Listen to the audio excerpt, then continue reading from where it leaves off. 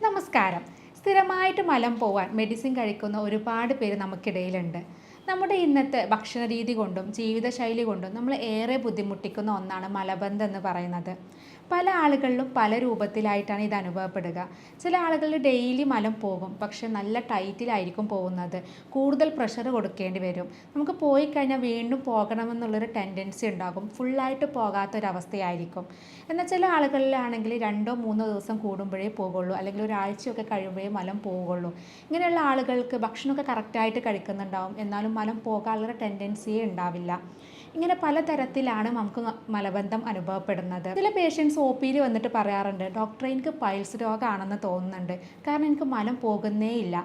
മലം പോകാൻ വേണ്ടിയിട്ട് ഞാൻ കൈകൊണ്ടൊക്കെ എടുത്ത് കളയാണ് ചെയ്യുന്നതെന്ന് പറയാറുണ്ട്. അപ്പോൾ എങ്ങനെയാണ് നമുക്ക് വരുന്ന ഈ മലബന്ധം പൈൽസ് പോലെയുള്ള അസുഖങ്ങളിലേക്ക് നയിക്കുന്നത്? പൈൽസ് പോലെയുള്ള അസുഖങ്ങൾ വന്നു കഴിഞ്ഞിട്ടുണ്ടെങ്കിൽ നമ്മൾ ശ്രദ്ധിക്കേണ്ട കാര്യങ്ങൾ എന്തൊക്കെയാണ്? മലബന്ധം എങ്ങനെയാണ് ഫിസ്റ്റുല പോലെയുള്ള അസുഖങ്ങളിലേക്ക് നയിക്കുന്നത് തുടങ്ങിയ കാര്യങ്ങളാണ് ഇന്ന് ഈ വീഡിയോയിലൂടെ പറയുന്നത്.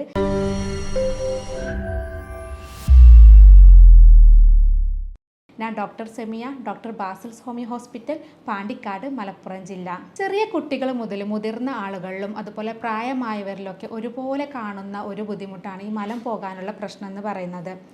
മലബന്ധം ഇന്ന് ഒരുപാട് പേരിൽ കൂടുതലും കണ്ടുവരുന്നത് അവിടെ ഭക്ഷണ രീതിയിലുള്ള പ്രശ്നങ്ങൾ കൊണ്ടാണ്. നമുക്ക് ഡെയിലി മലം പോയി കഴിഞ്ഞാൽ എല്ലാവർക്കും ഒരു ആശ്വാസമാണ്. എന്നാൽ അതിലെന്തെങ്കിലും ഒരു മാറ്റം വന്നു കഴിഞ്ഞാൽ നമ്മൾ ഡെയിലി സ്ഥിരമായിട്ട് പോകുന്ന സമയത്ത് എന്തെങ്കിലും തിരക്കുകളായി കഴിഞ്ഞിട്ടുണ്ടെങ്കിൽ, അല്ലെങ്കിൽ നമ്മുടെ ഫുഡിൽ എന്തെങ്കിലും ഒരു മാറ്റങ്ങൾ വന്നു കഴിഞ്ഞിട്ടുണ്ടെങ്കിൽ, എന്തെങ്കിലും കൂടുതൽ ടെൻഷനോ കാര്യങ്ങളൊക്കെ വന്നു കഴിഞ്ഞാൽ അപ്പോഴേക്കും നമുക്ക് മലം പോകാനുള്ള ഒരു ബുദ്ധിമുട്ട് അനുഭവപ്പെടാറുണ്ട്. മലബന്ധം വന്നു കഴിഞ്ഞാൽ പല ആളുകൾക്കും ഭയങ്കര ടെൻഷനാണ്. ഇത് പൈൽസ് രോഗമാണോ, അല്ലെങ്കിൽ മലദ്വാരത്തിൻ്റെ ഭാഗത്ത് എന്തെങ്കിലും മുഴകളോ അല്ലെങ്കിൽ ക്യാൻസർ പോലെയുള്ള എന്തെങ്കിലും അസുഖങ്ങളാണോ, അതുകൊണ്ടാണോ മലം പുറത്തേക്ക് പോവാത്തത് എന്ന് പലരും പേടിക്കാറുണ്ട്. അപ്പോൾ മലബന്ധം വരാനുള്ള ഒരു പ്രധാന കാരണങ്ങൾ എന്തൊക്കെയാണെന്ന് നോക്കാം. കൂടുതലായിട്ട് നമ്മൾ നേരത്തെ പറഞ്ഞ പോലെ ഭക്ഷണ രീതിയിലുള്ള പ്രശ്നങ്ങളാണ്. സ്ഥിരമായിട്ട് നമ്മൾ ഹോട്ടൽ ഫുഡുകൾ, ജങ്ക് ഫുഡുകൾ, ഫാസ്റ്റ് ഫുഡുകളൊക്കെ കൂടുതലായിട്ട് കഴിക്കുന്ന ആളുകളിൽ അത്തരം ഫുഡുകളിൽ നാരുകൾ വളരെ കുറവായിരിക്കും. ഇത്തരം നാരുകൾ കുറഞ്ഞ ഫുഡ് കഴിക്കുന്ന ആളുകളിൽ മലബന്ധം വരാനുള്ള സാധ്യതയുണ്ട്. അതുപോലെ തന്നെ വെള്ളം കൂടി കുറയുന്ന ആളുകളിലും, നമുക്ക് സ്ഥിരമായിട്ട് വെയിലത്തൊക്കെ ജോലി ചെയ്യുന്ന ആളുകളിലൊക്കെ മലബന്ധം വരാനുള്ള സാധ്യതയുണ്ട്. അതുപോലെ വ്യായാമക്കുറവ്, പുകവലി, മദ്യപാനം പോലെയുള്ള ശീലമുള്ള ആളുകളിലും മലബന്ധം വരാറുണ്ട്. സ്ത്രീകളിലും കൂടുതലും മലബന്ധം വരാറുള്ളത് പ്രഗ്നൻസി സമയത്ത് കാണാറുണ്ട്. കാരണം കൂടുതലായിട്ട് വയറ് വീർത്തിരിക്കുന്ന സമയത്ത് അവർക്ക് വെള്ളം കുടിക്കാൻ മടിയായിരിക്കും, അല്ലെങ്കിൽ കൂടുതലായിട്ട് കുട്ടിയുടെ പ്രഷർ കാരണം നമുക്ക് മലം പോകാൻ ബുദ്ധിമുട്ടായിരിക്കും. സ്ത്രീകൾ കൂടുതലായിട്ടും ഈ സമയങ്ങളിലാണ് പൈൽസ്, ഫിഷർ പോലെയുള്ള അസുഖങ്ങൾ വരുന്നതും അതുകൊണ്ടാണ്. ഇത്തരത്തിലുള്ള മലബന്ധം കാരണമാണ് അവർക്ക് പൈൽസ് പോലെ അല്ലെങ്കിൽ ഫിഷർ പോലെ അസുഖങ്ങൾ ഈ സമയത്ത് വരുന്നത്. പുരുഷന്മാരിൽ കൂടുതലായിട്ട് മലബന്ധം വരുന്നത് അവരുടെ ഭക്ഷണത്തിലുള്ള മാറ്റങ്ങൾ കൊണ്ടാണ്. കൂടുതലായിട്ട് മൈദയുടെ ഉപയോഗം, അതായത് പൊറോട്ട പോലെയുള്ള ഫുഡുകൾ കൂടുതലായിട്ട് കഴിക്കുക, അല്ലെങ്കിൽ ബ്രെഡ്, പാസ്ത, അതുപോലെ നൂഡിൽസ് പോലെയുള്ള മൈദ കൂടുതൽ അടങ്ങിയിട്ടുള്ള, റിഫൈൻഡ് മൈദകൾ അടങ്ങിയിട്ടുള്ള ഫുഡുകൾ കൂടുതലായിട്ട് കഴിച്ചു കഴിഞ്ഞിട്ടുണ്ടെങ്കിലും അവ നമുക്ക് മലബന്ധം ഉണ്ടാക്കുകയും പൈൽസ്, ഫിഷർ പോലെയുള്ള അസുഖങ്ങളിലേക്ക് നയിക്കുകയും ചെയ്യും. അപ്പോൾ ഞാൻ നേരത്തെ പറഞ്ഞു, പല ആളുകളും പേടിക്കാറുണ്ട്, ഇത് പൈൽസ് കൊണ്ടാണോ നമുക്ക് ഈ മലബന്ധം വരുന്നത്, മലം ഡെയിലി പോകാത്തത് അതുകൊണ്ടാണോ എന്നുള്ളതൊക്കെ ടെൻഷൻ അടിക്കാറുണ്ട്. അപ്പോൾ ഈ മലബന്ധം എങ്ങനെയാണ് നമുക്ക് പൈൽസ് രോഗത്തിലേക്ക് നയിക്കുന്നതെന്ന് നോക്കാം. ഈ മലം നമുക്ക് പോകാതെ കൂടുതൽ സമയം നമ്മുടെ വൻകുടലിൻ്റെ ഭാഗത്ത് കെട്ടിക്കിടന്ന് കഴിഞ്ഞിട്ടുണ്ടെങ്കിൽ അവിടെ രക്തോട്ടം കുറയും. ഇങ്ങനെ രക്തോട്ടം കുറഞ്ഞു കഴിഞ്ഞിട്ടുണ്ടെങ്കിൽ ആ ഭാഗത്തുള്ള രക്തക്കുഴലുകളിൽ രക്തം കെട്ടിക്കിടക്കുകയും അത് വീർത്ത് വരികയും ചെയ്യും. ഈ ഒരു അവസ്ഥയാണ് നമ്മൾ പൈൽസ് എന്ന് പറയുന്നത്. അതുകൊണ്ടാണ് നമുക്ക് മലബന്ധം വന്നു കഴിഞ്ഞാൽ അത് കറക്റ്റായിട്ട് ചികിത്സ എടുക്കണമെന്ന് പറയുന്നത്. സ്ഥിരമായിട്ട് മലബന്ധം വരുന്ന ആളുകളിലാണ് ഇതുപോലെ പൈൽസ് രോഗം വരുന്നത്. പൈൽസ് പറയുന്നത് ആ ഭാഗത്ത് നരമ്പുകൾ തടിക്കുകയാണ് ചെയ്യുന്നത്. പൈൽസ് രോഗമുള്ളവരിൽ തിരിച്ച് മലബന്ധം വരാം, അതല്ലെങ്കിൽ മലബന്ധം കാരണം നമുക്ക് പൈൽസ് രോഗം വരാറുണ്ട്. ഇനി മലബന്ധം നമുക്ക് പൈൽസ് രോഗം കൊണ്ടാണെന്ന് മനസ്സിലാക്കുന്നത് എങ്ങനെയാണെന്ന് നോക്കാം. നമുക്ക് പൈൽസ് ഉള്ള ആളുകളിലാണെങ്കിൽ മലം കൂടുതലായിട്ട് പോകാൻ വേണ്ടിയിട്ട് നമ്മൾ പ്രഷർ കൊടുക്കുന്ന സമയത്ത് ചില ആളുകളിൽ ഈ നരമ്പുകൾ പുറത്തേക്ക് തള്ളി നിൽക്കാറുണ്ട്. അല്ലെങ്കിൽ നമ്മുടെ മലദ്വാരത്തിൻ്റെ ഭാഗത്തുള്ള നരമ്പുകൾ, പുറമേയുള്ള നരമ്പുകളാണെങ്കിൽ തടിക്കുന്നതെങ്കിൽ അത് നമ്മൾ എക്സ്റ്റേണൽ പൈൽസ് എന്നാണ് പറയുക. ഈ എക്സ്റ്റേണൽ പൈൽസ് കാരണം നമുക്ക് അവിടെ തടിപ്പുകൾ അനുഭവപ്പെടാറുണ്ട്. എന്നാൽ ചില ആളുകളിൽ തടിപ്പുകളൊന്നും ഉണ്ടാവില്ല, എന്നാൽ കൂടുതലായിട്ട് ബ്ലീഡിംഗ് ആണ് ഉണ്ടാവാറുള്ളത്. നമ്മൾ കൂടുതലായിട്ട് മലം പോകാൻ വേണ്ടി പ്രഷർ കൊടുക്കുന്ന സമയത്ത് ഈ രക്തക്കുഴലുകൾ പൊട്ടുകയും അതിൽ നിന്ന് ബ്ലീഡിംഗ് വരികയും ചെയ്യും. ഇങ്ങനെ ബ്ലീഡിംഗ് ഉണ്ടെങ്കിലും നമുക്കത് പൈൽസ് രോഗത്തിൻ്റെ ഒരു ലക്ഷണമായിരിക്കാം. അതുപോലെ നമുക്ക് ഇടയ്ക്കിടയ്ക്കായിട്ട് ഇങ്ങനെ ബാത്റൂമിൽ പോകാനുള്ളൊരു ടെൻഡൻസി വരിക. കാരണം നമുക്ക് പൈൽസ് രോഗം എന്ന് പറയുന്നത് ഞാൻ നേരത്തെ പറഞ്ഞു, അവിടെ തടിപ്പുകൾ വരുന്നതാണ്. ഇങ്ങനെ തടിപ്പുകൾ വന്നു കഴിഞ്ഞിട്ടുണ്ടെങ്കിൽ നമുക്ക് അവിടെ മലം വന്ന ഒരു മലം പോകാനുള്ളൊരു ടെൻഡൻസി വരികയും അത് നമുക്ക് ഇടയ്ക്കിടയ്ക്കായിട്ട് ബാത്റൂമിൽ പോകാനുള്ളൊരു ടെൻഡൻസി വരികയും ചെയ്യും. അതുകൊണ്ടാണ് നമുക്ക് ബാത്റൂമിൽ പോയി കഴിഞ്ഞാൽ വീണ്ടും പോകാനുള്ളൊരു തോന്നൽ വരുന്നതും അതുകൊണ്ടാണ്. അപ്പോൾ ഇത്തരം ലക്ഷണങ്ങൾ ഉണ്ടെങ്കിൽ നമുക്കത് മനസ്സിലാക്കാം മലബന്ധം ഉണ്ടെങ്കിൽ. ഒപ്പം ഇത്തരം ലക്ഷണങ്ങൾ കൂടെ ഉണ്ടെങ്കിൽ അത് പൈൽസ് രോഗം കൊണ്ടാണെന്നുള്ളത് നമുക്ക് മനസ്സിലാക്കാം. ഇനി മലബന്ധം കൊണ്ട് നമ്മൾ കൂടുതൽ ബുദ്ധിമുട്ടിക്കുന്ന ഒരു അസുഖമാണ് ഫിഷർ രോഗം എന്ന് പറയുന്നത്. ഇന്ന് ഏറ്റവും കൂടുതൽ ആളുകളിൽ കാണുന്നതും ഈ ഫിഷർ രോഗമാണ്. മലം നല്ല ടൈറ്റിൽ പോകുന്ന സമയത്ത് നമ്മുടെ മലദ്വാരത്തിൻ്റെ ഭാഗം പൊട്ടിയിട്ട് മുറിവ് വരുന്നതിനെയാണ് നമ്മൾ ഫിഷർ എന്ന് പറയുന്നത്. മലദ്വാരത്തിലുണ്ടാകുന്ന വിള്ളലുകളാണിവ. ഇവ വരുമ്പോഴാണ് നമുക്ക് കഠിനമായിട്ടുള്ള വേദന, പുകച്ചിൽ, നീറ്റിലൊക്കെ വരുന്നത്. അത് മലം പോകുന്ന സമയത്തായിരിക്കാം, അല്ലെങ്കിൽ മലം പോകുന്നതിന് മുമ്പ് നമുക്കത് അനുഭവപ്പെടാം. അതല്ലെങ്കിൽ മലം പോയി കഴിഞ്ഞാൽ കുറേ മണിക്കൂറുകൾ ഈ വേദന നമുക്ക് അനുഭവപ്പെടാറുണ്ട്. ഫിഷർ രോഗത്തിന് കൂടുതലായിട്ടും കണ്ടുവരുന്നത് ഈ വേദനയാണ്. പലപ്പോഴും ആളുകൾ ഈ വേദന കാണുമ്പോൾ അത് പൈൽസ് രോഗമാണെന്ന് തെറ്റിദ്ധരിക്കാറുണ്ട്. എന്നാൽ ഇങ്ങനെ വരുന്ന വേദനകൾ കൂടുതലായിട്ടും ഫിഷർ രോഗം കൊണ്ട് വരുന്നതാണ്. എന്നാൽ ഇതിൽ ബ്ലീഡിങ്ങും കാണിക്കാറുണ്ട്. ചില ആളുകളിൽ മലം പോയി കഴിഞ്ഞാൽ മലത്തിൽ ഒരു വര പോലെ ബ്ലീഡിങ് കാണാം. ഇത് ഫിഷർ രോഗത്തിൻ്റെ ഒരു ലക്ഷണമാണ്. കാരണം ആ മുറിവിലൂടെ വരുമ്പോഴാണ് ഇതുപോലെ ബ്ലീഡിങ് വരുന്നത്. അതുപോലെ തന്നെ ഇടയ്ക്കിടയ്ക്ക് പോകാനുള്ള ടെൻഡൻസി വരുന്നതും ആ ഭാഗത്ത് എരിച്ചിൽ, നീറ്റൽ വരുന്നതും കത്തി കൊണ്ടോ ബ്ലേഡ് കൊണ്ടൊക്കെ മുറിഞ്ഞതുപോലെയുള്ള ഒരു ഫീലിംഗ് വരുന്നതൊക്കെ ഈ ഫിഷർ രോഗത്തിൻ്റെ ലക്ഷണങ്ങളാണ്. അപ്പോൾ മലബന്ധം വന്നു കഴിഞ്ഞാൽ ഏറ്റവും കൂടുതൽ ആളുകളിൽ ഈ ഫിഷർ രോഗം കണ്ടുവരുന്നുണ്ട്. സ്ത്രീകളിൽ കൂടുതലും ഞാൻ നേരത്തെ പറഞ്ഞ പോലെ പ്രഗ്നൻസി സമയത്താണ് ഇത് കൂടുതൽ വരുന്നത്. അവർ കൂടുതൽ ഡെലിവറി സമയത്ത് പ്രഷർ കൊടുക്കുമ്പോൾ, അല്ലെങ്കിൽ മലബന്ധം കാരണം മലം പോകാൻ പ്രഷർ കൊടുക്കുമ്പോൾ ആ ഭാഗത്ത് പൊട്ടിയിട്ട് മുറിവ് വരും. അതുകൊണ്ടാണ് സ്ത്രീകളിൽ ഫിഷർ രോഗം കൂടുതലായിട്ട് കണ്ടുവരുന്നത്. ഇനി മലദ്വാരത്തിൽ ഉണ്ടാകുന്ന മറ്റൊരു അസുഖമാണ് ഫിസ്റ്റുല എന്ന് പറയുന്നത്. നമുക്കറിയാം ഫിസ്റ്റുല എന്ന് പറയുന്നത് മലദ്വാരത്തിൽ നിന്ന് കുറച്ച് മാറിയിട്ട് ഒരു ഹോള് വരുന്നതാണ്. അത് മലദ്വാരത്തിൻ്റെ ഏതെങ്കിലും ഒരു ചുറ്റുഭാഗത്തായിട്ടാണ് വരുന്നത്. ഈ ഹോളുകൾ വരുന്ന സമയത്ത് ആ ഭാഗത്ത് തടിപ്പുകൾ വന്ന് അതിലൂടെ പഴുപ്പും നീരും പോകുന്നൊരവസ്ഥയാണ് ഫിസ്റ്റുല എന്ന് പറയുന്നത്. മലബന്ധം സ്ഥിരമായിട്ടുള്ള ആളുകളിൽ ഫിസ്റ്റുല വരാനുള്ള സാധ്യത വളരെ കൂടുതലാണ്. കാരണം മലം പോകാനുള്ളൊരു ബുദ്ധിമുട്ട് കാരണം ഇത് പുറത്തേക്ക് പോകാനുള്ളൊരു ടെൻഡൻസി ഉണ്ടാകും. അങ്ങനെയാണ് ഈ ട്രാക്റ്റ് ഫോം ചെയ്യുന്നതും അത് അവിടെ പഴുപ്പായിട്ടും അതുപോലെ നീര് പോലെ വരുന്നതൊക്കെ ഇതുകൊണ്ടാണ്. അപ്പോൾ മലബന്ധം നമുക്ക് പൈൽസ്, ഫിഷർ, ഫിസ്റ്റുല പോലെയുള്ള മലദ്വാരത്തിലുണ്ടാകുന്ന ഇത്തരം രോഗങ്ങളിലേക്കൊക്കെ നയിക്കാറുണ്ട്. അതുകൊണ്ട് തന്നെ നമുക്ക് മലബന്ധം വന്നു കഴിഞ്ഞിട്ടുണ്ടെങ്കിൽ അതിന് കറക്റ്റായിട്ടുള്ള ചികിത്സ എടുക്കുക. പല ആളുകളും ഇങ്ങനെ മലബന്ധം വന്നു കഴിഞ്ഞാൽ നമ്മൾ ഹോസ്പിറ്റലിൽ പോകാതെ അടുത്തുള്ള മെഡിക്കൽ ഷോപ്പിലൊക്കെ പോയിട്ട് വയറിളകാനുള്ള മരുന്ന് കഴിക്കും. സ്ഥിരമായിട്ട് ഇങ്ങനെയുള്ള മരുന്നുകൾ കഴിക്കുന്ന ആളുകൾ ഒരുപാട് പേരുണ്ട്. എന്നാൽ ഇത്തരം മരുന്നുകൾ സ്ഥിരമായിട്ട് കഴിച്ചു കഴിഞ്ഞിട്ടുണ്ടെങ്കിൽ നമുക്ക് പിന്നീട് ഈ മരുന്നുകൾ കഴിക്കാതെ മലം പോവാത്തൊരവസ്ഥ വരും. അതുകൊണ്ട് തന്നെ ഇത്തരം മലം പോകാനുള്ള മെഡിസിൻസ് ഉപയോഗിക്കാതിരിക്കുന്നതാണ് നല്ലത്.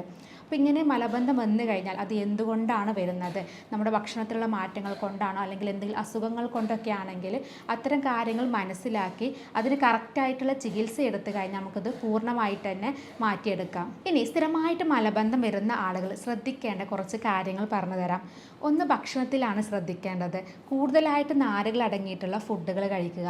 ഡെയിലി നമ്മൾ ഒരു 25-30 ഗ്രാം നാരുകൾ നമ്മുടെ ഭക്ഷണത്തിൽ ഉൾപ്പെടുത്തണം. അതുപോലെ ധാരാളം വെള്ളം കുടിക്കുക. ഒരു 2-2.5 ലിറ്റർ ഡെയിലി നമ്മൾ വെള്ളം കുടിക്കണം. വെയിലത്ത് ജോലി ചെയ്യുന്ന ആളുകളാണെങ്കിൽ അവർ കൂടുതലായിട്ട് വെള്ളം ഉപയോഗിക്കണം. കാരണം അത് അവർക്ക് കൂടുതലായിട്ട് വിയർപ്പുള്ളത് കൊണ്ട് തന്നെ കൂടുതലായിട്ട് വെള്ളം നഷ്ടപ്പെടാനുള്ള സാധ്യതയുണ്ട്. അപ്പോൾ അത്തരം ആളുകൾ കൂടുതലായിട്ട് വെള്ളം കുടിക്കുക. അതുപോലെ തന്നെ ശ്രദ്ധിക്കേണ്ടത് നമ്മുടെ ഫുഡിലുള്ള മാറ്റങ്ങളാണ്. നമ്മൾ കൂടുതലായിട്ട് മൈദയുടെ സാധനങ്ങൾ, അതുപോലെ ഹോട്ടൽ ഫുഡുകൾ, ഫാസ്റ്റ് ഫുഡുകളൊക്കെ കൂടുതൽ കഴിക്കുന്ന ആളുകൾ അത്തരം ഭക്ഷണങ്ങളൊക്കെ കുറയ്ക്കുക. ആഴ്ചയിൽ ഒരു ദിവസം അല്ലെങ്കിൽ 2 ആഴ്ച കൂടുമ്പോൾ മാത്രം ഇത്തരം ഫുഡുകൾ കഴിക്കുക. ഇനി പുകവലി, മദ്യപാന ശീലമുള്ളവരാണെങ്കിൽ അത്തരം ശീലങ്ങൾ പൂർണ്ണമായിട്ട് തന്നെ ഒഴിവാക്കുക. അതുപോലെ തന്നെ ഡെയിലി വ്യായാമം ചെയ്യുന്നത് നല്ലതാണ്. ഇത് നമ്മുടെ ആ ഭാഗത്തുള്ള രക്തോട്ടം കൂടാനും അത് നമുക്ക് ആ ഭാഗത്തുള്ള മലബന്ധം ഒഴിവാകാനും മലം കെട്ടിക്കിടക്കുന്നത് പൂർണ്ണമായിട്ട് മാറാനും സഹായിക്കും. അതുകൊണ്ട് തന്നെ ഡെയിലി നമ്മളൊരു 45 മിനിറ്റ് അല്ലെങ്കിൽ ഒരു 30 മിനിറ്റ് നമ്മൾ ഡെയിലി വ്യായാമം ചെയ്യുന്നത് വളരെ നല്ലതാണ്. അതുപോലെ മലബന്ധം സ്ഥിരമായിട്ടുള്ള ആളുകളാണെങ്കിൽ കുറച്ച് ബ്ലഡ് ടെസ്റ്റുകൾ ചെയ്യുന്നത് നല്ലതാണ്. അതായത് തൈറോയ്ഡ് ഫംഗ്ഷൻ ടെസ്റ്റ് ചെയ്ത് കഴിഞ്ഞാൽ നമുക്ക് തൈറോയ്ഡ് രോഗം ഉള്ളവരിൽ മലബന്ധം വരാനുള്ള സാധ്യതയുണ്ട്. തൈറോയ്ഡ് രോഗത്തിൽ ഹൈപ്പോതൈറോയിഡിസത്തിലാണ് മലബന്ധം വരാനുള്ള സാധ്യത കൂടുതൽ. ഹൈപ്പോതൈറോയിഡിസം എന്ന് പറയുന്നത് നമ്മുടെ തൈറോയ്ഡ് ഹോർമോണുകൾ കുറയുന്നതും അതുപോലെ TSHൻ്റെ ലെവൽ കൂടുന്ന ഒരു അവസ്ഥയാണ്. ഇങ്ങനെ വന്നു കഴിഞ്ഞാൽ നമുക്ക് മലദ്വാരത്തിൻ്റെ ഭാഗത്ത് മലം പോകാനുള്ള ബുദ്ധിമുട്ടുകൾ അനുഭവപ്പെടാറുണ്ട്. അപ്പോൾ മലബന്ധം സ്ഥിരമായിട്ടുള്ള ആളുകൾ അതിൻ്റെ കൂടെ തന്നെ ഈ ഹൈപ്പോതൈറോയിഡ്സിൻ്റെ മറ്റ് ലക്ഷണങ്ങൾ കാണിക്കുന്നുണ്ടെങ്കിൽ, അതായത് മുടി കൊഴിച്ചിൽ, തടി കൂടുതലായിട്ട് വരിക, ക്ഷീണം അനുഭവപ്പെടുക, എപ്പോഴും കിടക്കണമെന്നുള്ള ടെൻഡൻസി വരിക, സ്ത്രീകളിലാണെങ്കിൽ പീരിയഡ്സിലുള്ള മാറ്റങ്ങൾ വരിക, ഇങ്ങനെയുള്ള ലക്ഷണങ്ങളും മലബന്ധത്തിൻ്റെ കൂടെ കാണിക്കുന്നുണ്ടെങ്കിൽ തീർച്ചയായിട്ടും ഒരു ഡോക്ടറെ കാണിച്ച് അത് ബ്ലഡ് ടെസ്റ്റ് ചെയ്ത് തൈറോയ്ഡ് രോഗം ഇല്ല എന്നുള്ളത് ഉറപ്പ് വരുത്തുക. അതുപോലെ കൊളസ്ട്രോൾ പോലെയുള്ള അസുഖങ്ങളിലും ഷുഗർ പോലെയുള്ള അസുഖങ്ങളിലൊക്കെ സ്ഥിരമായിട്ട് ഇതിനുള്ള മെഡിസിൻസ് കഴിക്കുന്ന ആളുകളിലൊക്കെ മലബന്ധം വരാനുള്ള സാധ്യതയുണ്ട്. അപ്പോൾ അതുകൊണ്ട് തന്നെ കറക്റ്റായിട്ട് ബ്ലഡ് ടെസ്റ്റുകൾ ചെയ്ത് കഴിഞ്ഞാൽ ഇത്തരം രോഗങ്ങളുണ്ടോ എന്നുള്ളത് നമുക്ക് അറിയാൻ പറ്റും. പലപ്പോഴും കുട്ടികളിൽ മലബന്ധം വരാനുള്ള ഒരു പ്രധാന കാരണം എന്ന് പറയുന്നത് അവർക്ക് മലം പോകാനുള്ള ഒരു മടി കാരണമാണ്. അവർക്ക് ടോയ്ലറ്റിൽ പോയി ഇരിക്കാനുള്ളൊരു മടി കാരണമാണ്. പലപ്പോഴും അവർക്ക് കളിക്കുന്നതിനിടയിലോ അല്ലെങ്കിൽ അവർക്ക് ഇഷ്ടമുള്ള എന്തെങ്കിലും കാര്യങ്ങൾ ചെയ്യുന്നതിനിടയിലായിരിക്കും ബാത്റൂമിൽ പോകാനുള്ളൊരു ടെൻഡൻസി വരുന്നത്. ആ സമയത്ത് അവർക്ക് പോകാൻ മടിയായിരിക്കും. അങ്ങനെ പിടിച്ചു വെക്കുന്ന സ്വഭാവമുള്ള ഒരുപാട് കുട്ടികൾ നമുക്കിടയിലുണ്ട്. ഇങ്ങനെ കൂടുതൽ സമയം നമ്മൾ പിടിച്ചു വെക്കുമ്പോൾ അത് മുതിർന്നവരിലാണെങ്കിലും എത്രത്തോളം നമ്മുടെ വൻകുടലിൽ കെട്ടിക്കിടക്കുന്നുണ്ടോ അത്രയും കൂടുതൽ സമയം നമ്മുടെ മലത്തിലുള്ള വെള്ളം കൂടുതലായിട്ട് വലിച്ചെടുക്കും. അത് ഒന്നുകൂടെ ഡ്രൈ ആയിട്ട് മാറുകയാണ് ചെയ്യുന്നത്. അതുകൊണ്ടാണ് നമ്മൾ കൂടുതൽ പിടിച്ചു വെക്കുന്ന സമയത്ത് പിന്നീട് പോകുമ്പോൾ കൂടുതലായിട്ട് മലം ടൈറ്റായിട്ട് വരുന്നത്. ഇത് കൂടുതലും കുട്ടികളിലാണ് കാണാറുള്ളത്. എന്നാൽ ഇന്നത്തെ ആളുകളിൽ, മുതിർന്ന ആളുകളിലും അതുപോലെ സ്കൂൾ കുട്ടികളിലൊക്കെ കൂടുതലും ഇത് കണ്ടുവരുന്നുണ്ട്. കാരണം അവരുടെ ബിസി ലൈഫ് കാരണം കറക്റ്റ് സമയത്തിന് നമുക്ക് ബാത്റൂമിൽ പോകാനുള്ള ഒരു മടി കാരണമൊക്കെയാണ് ഇങ്ങനെയുള്ള പ്രശ്നങ്ങൾ കണ്ടുവരുന്നത്. അതുകൊണ്ട് തന്നെ നമുക്ക് മലം പോകണമെന്നുള്ളൊരു ടെൻഡൻസി വന്നു കഴിഞ്ഞാൽ നിർബന്ധമായിട്ട് നമ്മൾ ടോയ്ലറ്റിൽ പോവുക, കൂടുതൽ സമയം പിടിച്ചു വെക്കാതിരിക്കുക. അതുപോലെ തന്നെ ഇന്ന് കൂടുതൽ ആളുകളും കാണുന്ന ഒരു ശീലമാണ്, ടോയ്ലറ്റ് ശീലമാണ്, കൂടുതൽ സമയം ബാത്റൂമിൽ ഇരിക്കുക എന്നുള്ളത്. കുറേ സമയം നമ്മൾ ബാത്റൂമിൽ ഇരുന്ന് കഴിഞ്ഞാൽ അവിടെയുള്ള മസിൽസിന് കൂടുതൽ ഇറിറ്റേഷൻ വരികയും അത് ലൂസ് ആവുകയും അത് നമുക്ക് കൂടുതൽ അവിടെ ഫിഷർ പോലെയുള്ള അസുഖങ്ങളും അതുപോലെ പൈൽസ് പോലെയുള്ള അസുഖങ്ങളൊക്കെ വരാനുള്ള സാധ്യതയുണ്ട്. അതുകൊണ്ട് തന്നെ അത്തരം ശീലമുള്ള ആളുകളാണെങ്കിൽ ആ ശീലങ്ങളൊക്കെ പൂർണ്ണമായിട്ട് തന്നെ ഒഴിവാക്കുക. ഇനി മലബന്ധം കാരണം നമുക്ക് പൈൽസ്, ഫിഷർ, ഫിസ്റ്റുല പോലെയുള്ള അസുഖങ്ങളൊക്കെ ഉള്ളവരാണെങ്കിൽ തീർച്ചയായിട്ടും വേറെ കുറച്ച് കാര്യങ്ങൾ കൂടെ നമ്മൾ ശ്രദ്ധിക്കേണ്ടതുണ്ട്. കൂടുതൽ സമയം ഇരുന്ന് ജോലി ചെയ്യുന്ന ആളുകളാണെങ്കിൽ നമ്മൾ ഓരോ മണിക്കൂറും എഴുന്നേറ്റ് റിലാക്സ് ചെയ്യണം. കാരണം കൂടുതൽ സമയം ഇരിക്കുന്ന സമയത്ത് ആ ഭാഗത്ത് രക്തോട്ടം കുറയുകയും ഇതുപോലെ നരമ്പുകളിൽ രക്തം കെട്ടിക്കിടക്കുകയും പൈൽസ് രോഗം കൂടുതലാവാൻ സാധ്യതയുണ്ട്. അതുകൊണ്ടാണ് കൂടുതലായിട്ട് ഇരുന്ന് ജോലി ചെയ്യുന്ന ആളുകളിൽ ഇത്തരം രോഗങ്ങൾ കൂടുതലായിട്ട് കണ്ടുവരുന്നത്. അതുപോലെ കൂടുതൽ യാത്രയൊക്കെ ചെയ്യുന്ന സമയത്താണെങ്കിലും നമ്മൾ ഇടയ്ക്കിടയ്ക്കായിട്ട് ഒന്ന് റെസ്റ്റ് ചെയ്യുന്നത് വളരെ നല്ലതാണ്. മലബന്ധമുള്ള ആളുകൾ നമ്മൾ വീട്ടിൽ വെച്ച് ചെയ്യാവുന്ന കുറച്ച് ടിപ്സുകൾ പറഞ്ഞു തരാം. ജീരകം വളരെ നല്ലതാണ്. ജീരകം ഇട്ട് തിളപ്പിച്ചിട്ടുള്ള വെള്ളം കുടിക്കുന്നത് കറക്റ്റായിട്ട് പോകാൻ വേണ്ടിയിട്ട് സഹായിക്കും. അതുപോലെ തന്നെ ജീരകത്തിൽ അടങ്ങിയിട്ടുള്ള ആൻറ്റി ഓക്സിഡൻസ് ഒക്കെ നമുക്ക് ആ ഭാഗത്തുള്ള മസിൽസിനെ കൂടുതൽ റിലാക്സ് ചെയ്യിപ്പിക്കുകയും അത് മലം കറക്റ്റ് പോകാൻ വേണ്ടിയിട്ട് സഹായിക്കുകയും ചെയ്യും. അതുപോലെ കറുത്ത ഉണക്കമുന്തിരി രാത്രിയിൽ വെള്ളത്തിലിട്ട് കുതിർത്ത് വെച്ച് രാവിലെ വെറും വയറ്റിൽ ആ വെള്ളത്തോട് കൂടെ കുടിക്കുന്നത് വളരെ നല്ലതാണ്. ഇതും മലബന്ധം പൂർണ്ണമായിട്ട് ഒഴിവാകാൻ വേണ്ടി സഹായിക്കും. ഇത് 1-2 ദിവസം ചെയ്താൽ പോരാ, ഒരാഴ്ചയെങ്കിലോ അല്ലെങ്കിൽ 2 ആഴ്ചയോ കണ്ടിന്യൂസ് ആയിട്ട് ചെയ്ത് കഴിഞ്ഞിട്ടുണ്ടെങ്കിൽ നമുക്ക് മലബന്ധം പൂർണ്ണമായിട്ട് തന്നെ മാറ്റിയെടുക്കാം. അതുപോലെ അത്തിപ്പഴം രാവിലെ വെറും വയറ്റിൽ കഴിക്കുന്നതും നമുക്ക് മലബന്ധം പോകാൻ വേണ്ടിയിട്ട് സഹായിക്കും. ഇങ്ങനെ സ്ഥിരമായിട്ട് മലബന്ധമുള്ള ആളുകൾ ഇത്തരം കാര്യങ്ങൾ ശ്രദ്ധിച്ചു കഴിഞ്ഞാൽ നമുക്കത് മലബന്ധം വരാതെ നോക്കാം. ഇനി ചികിത്സയിലേക്ക് വരികയാണെങ്കിൽ ഇതിന് ഫലപ്രദമായിട്ടുള്ള ചികിത്സ ലഭ്യമാണ്. നമ്മളിവിടെ ചെയ്യുന്നത് രോഗിയുടെ ശാരീരികവും മാനസികവുമായിട്ടുള്ള കാര്യങ്ങൾ പഠിച്ച് യൂറോപ്യൻ നിർമ്മിത സോഫ്റ്റ്വെയറുകൾ ഉപയോഗിച്ചാണ് ചികിത്സ കൊടുക്കുന്നത്. അതുകൊണ്ട് തന്നെ ഇത്തരം രോഗങ്ങൾ നമുക്ക് ഫലപ്രദമായിട്ട് തന്നെ ചികിത്സിക്കാൻ പറ്റാറുണ്ട്. അപ്പോൾ ഇത്തരം ചികിത്സാ രീതിയെക്കുറിച്ച് അറിയാനും കൂടുതൽ ഡൗട്ടുകൾ ചോദിക്കാനുണ്ടെങ്കിൽ താഴെ കാണുന്ന നമ്പറിൽ കോൺടാക്റ്റ് ചെയ്യാവുന്നതാണ്. സ്നേഹത്തോടെ doctor Semiya, doctor Basil's homeo hospital, Pandikkad, Malappuram ജില്ല.